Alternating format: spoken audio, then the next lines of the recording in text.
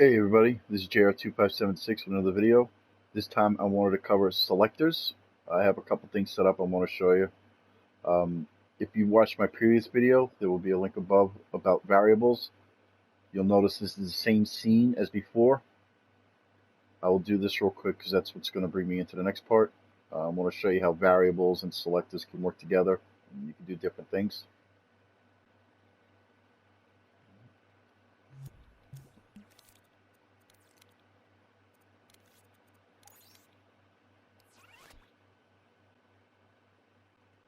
So when I step here, it calls out the coins. Each coin represents a value. Blue is 1, red is 2, green is 3. So when I step on this, it turns the ball green and the value goes up to 3. I collect them, it shows it on the left hand side of the screen. I'm up to 9. This is just to deposit 1. This resets it, and then you can do it again. And I showed all that in the last video. Alright, so now the new part is these menus with the selectors I've used.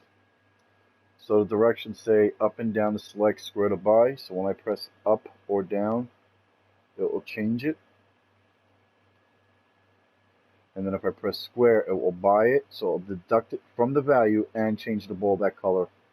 So it will cost me 2 and the ball will turn red when I press square. And it did. This is the same thing, just in the scene, not on the screen, but it works the same way. And I press square, it takes away 3, turns it green. So what I'm going to do, we're going to cover this one first.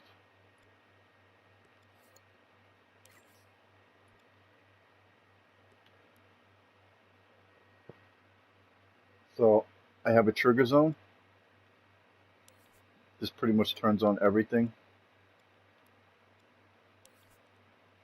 See, it's right there on the box. Set to label. My character is labeled friend. See, friend. When I'm in the trigger zone, it turns on the text display that gives me instructions, so that will only appear when I'm close enough to the box. It will also turn this on, which is just all the text boxes on the left hand side of the screen, so that will only appear when I'm in the trigger zone. I also have a controller sensor. The only buttons I'm using is up and down and square. Square to buy, up and down to select through the menu, through the selector. This is a selector. It can be found right there. With a selector, there's ports, and the number of ports, you can change it. I have it set for 3, because I have 3 options in the menu, and they would be A, B, and C, which I'll cover. I also use move to next output, previous output. That's just the up and down on the D-pad. See? Up and down on the D-pad. Now the only reason I did up to the previous and down to the next, because it felt like it was more intuitive to press down to go to the next one than it was to go up. But if your menus are different,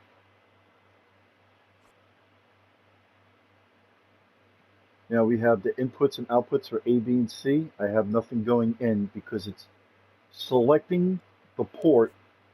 Once it selects the port, it activates it. The thing with a selector is, though, input A is always on. So if your selector is on, A port is always active, outputting a signal. So what I did is I have it so the selector only turns on when I'm in the trigger zone. That's this wire here. So the selector only turns on to pick a port when I step in the trigger zone. And then when I press up and down, it cycles through. So it will go A, B, C, or if I press up, it would be B, A. Each port is wired to a microchip. Each microchip is exactly the same with the exception of the text displayer. So this says ball blue costs 1. That's why they're all different colors, blue, red, green, because those are the options. So from the A of the selector, I have it going into a node, and it goes to text display. So it will turn on this display. So when I press up and down, it cycles through the ports. That's when these appear.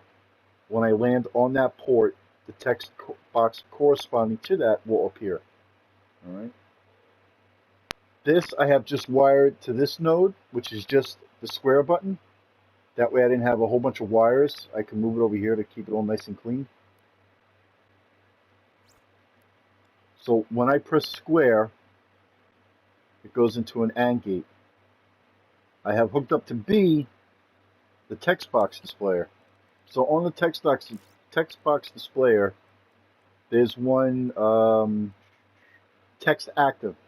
So what that does is while the text is being played, which it will be because it will be the port that's active, which will turn it on, so it will be active.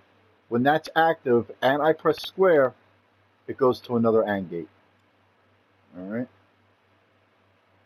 This goes into a calculator.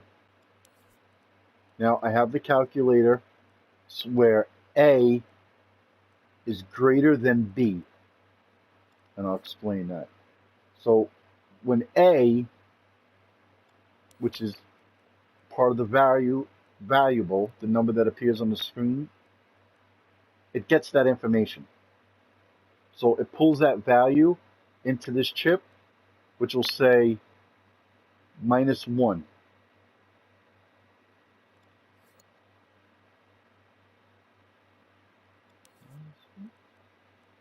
That should be 1.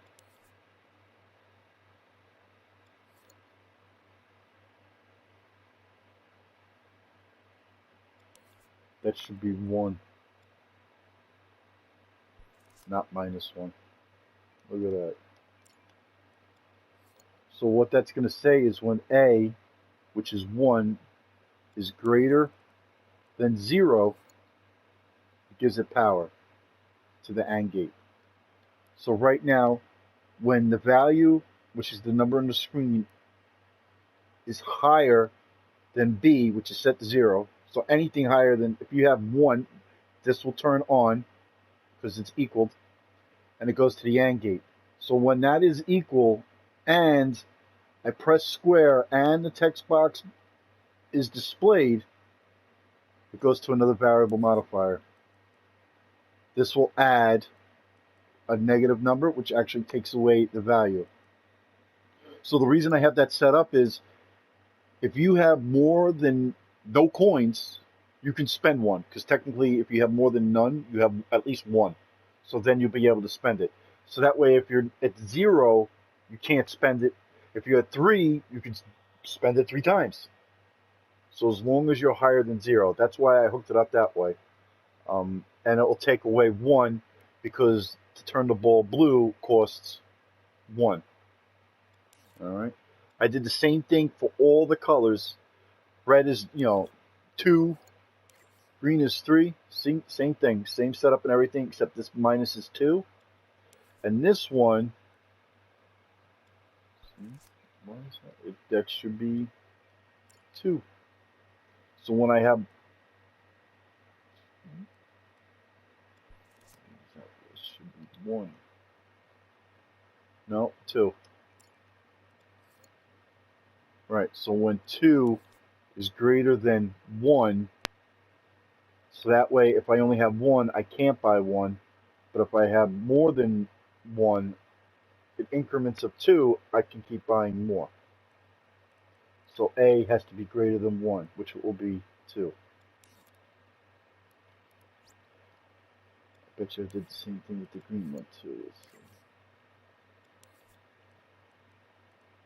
see. Yeah, that's supposed to be 2 because it costs 3, so I want it to be greater than 2. So that way that all works. Alright, so now we have it. When I'm in the trigger zone, the texts appear. I press square on whatever I select color-wise. When I press up and down on the D-pad, which will change the outputs, the trigger zone will turn on the selector. I change the select which port I want, A, B, or C. And when I press square, it will turn the ball that color, and it will subtract.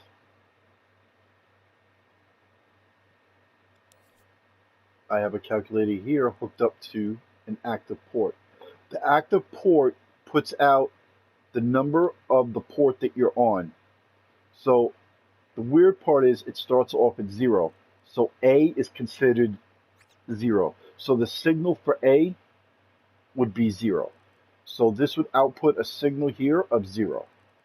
B is a signal of 1. C is a signal of 2. So that's what that means when the output the number from 0 to 9 corresponding to which output is active. So it's 0, 1, 2. Now since I have the color of the ball set up as 1, 2, and 3, all I did is put a calculator where the number that comes out of here becomes A plus B, which is 1, equals, and then it will come out. So when A is 0 and I plus 1, it's 1. That means it will be blue. When I do B, which is red, it will output a signal of 1 because it's even though it's the second port, they count it 0, 1, 2. So it'll be 1, outputs a 1, plus A. A will be 1 plus B, which is 1. That will equal 2. That turns it red. C is the same thing. So C is output here of 2. A becomes 2. Plus 1 equals 3. 3 is green. And I do that all by pressing square to purchase it. So that's how that all works. I hope that didn't confuse too many of you. Sounded good in my head. So, alright. So now I want to show you this. Oh, you know what? One more thing. Now that I think of it. Good tip for the text boxes. So, between this text box, say ball red, and this text box here, I have them overlapping. All I did was I made this one and then cloned it and moved it into this microchip. It never moved it from that side of the screen. When I did, say, green, I just lowered it. I had the grid on, and I just lowered it down from ball red, and then I changed it to green, and then I cloned it and put it into its own chip here. That's how they all stay on top of each other. Now I did the same thing with this. It's exactly the same. The only thing different compared to this one is this box, the text box. Because they're going to be in the scene, so I didn't need the microchip for it. Other than that, everything else is exactly the same. So the texts that were in this box are here now. That's the only difference. And if you remember right, this is the selector. So when it selects port A, I have a NOT gate, and when I'm in the trigger zone. So what this does is when I'm in the trigger zone, and I'm not highlighted on the selector, because the selector only turns on with the trigger zone. So because I'm not in the trigger zone and the selector is not on, it will display this. Right? I have to be in the trigger zone.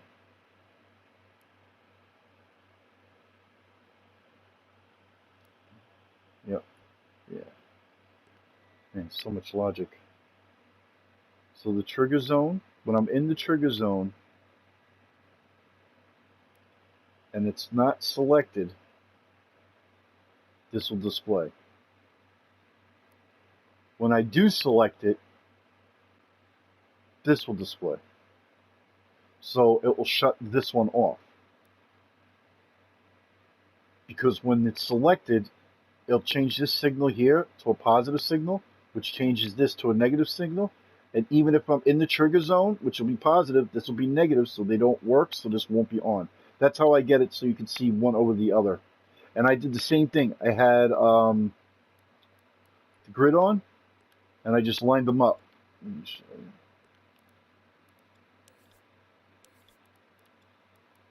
you. See? I just lined them up. You just go in here, and in C, I had the grid on, and I moved it exactly where I wanted them, and just lined them all up.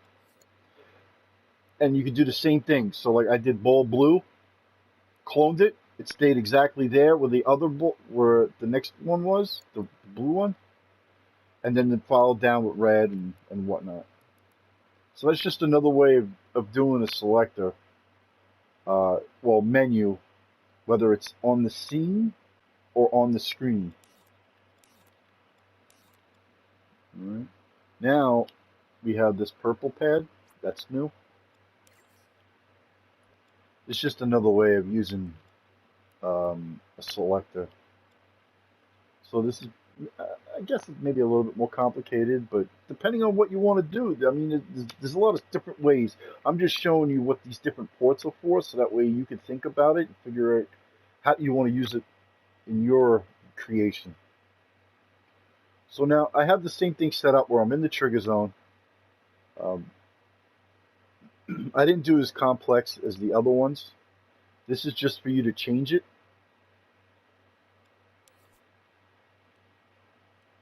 This will change the ball color. So the difference is I have stuff going into the inputs now. So this is a value of 1. 1 is blue. 1 goes into the A input. So remember before when I said A was 0? It was 0 because there was no input. I have a value slider set to 1. It inputs A signal of 1. So when A is selected, it outputs a signal of 1. B is a signal of 2. So when B gets selected, it outputs a signal of 2. Same thing with C. 3 outputs 3.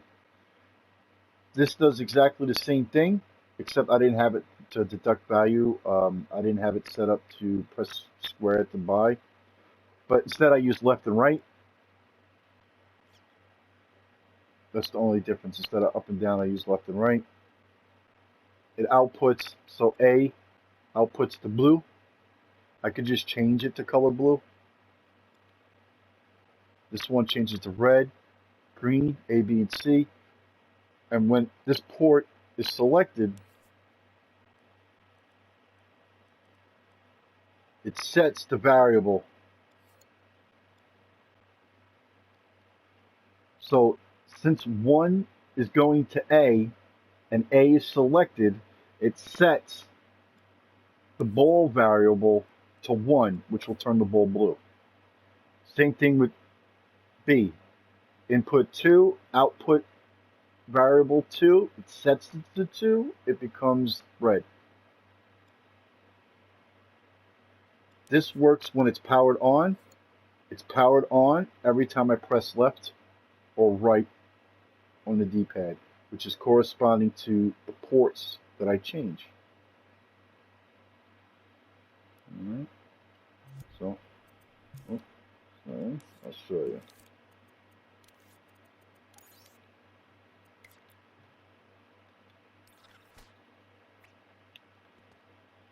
Let's start this again. Let's go in there. Get the coins. Come over. Alright, so we're gonna buy green. Oh no, I'll buy a red. It's the ducks too. Yeah, I guess there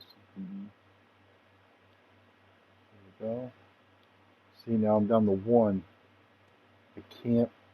I shouldn't be able to, yeah, see, I can't buy that because I only have 1. But if I go to blue, I can buy it. Right, now on here, left and right on the D-pad changes color. So when I press right, see, red, green, red, blue, red, green. Just by pressing left and right on the D-pad, that's all. When I'm in the trigger zone, which is the pink pad. So that's just another way of doing it, because I used the inputs on that one. Oh, yeah, just wanted to show you that you can have inputs to determine what the output is going to be. Instead of doing like I did before with the calculator to add one because it was all set off by one. Because A is always on when the selector is always powered on. Well, that's all I got for you today. I will be making another video. I haven't decided exactly on what yet, but there will be another one detailed. Same scene as this one, so that way everything is coherent with one another and works together, and I'll show you how you can get it all done. Thanks for watching.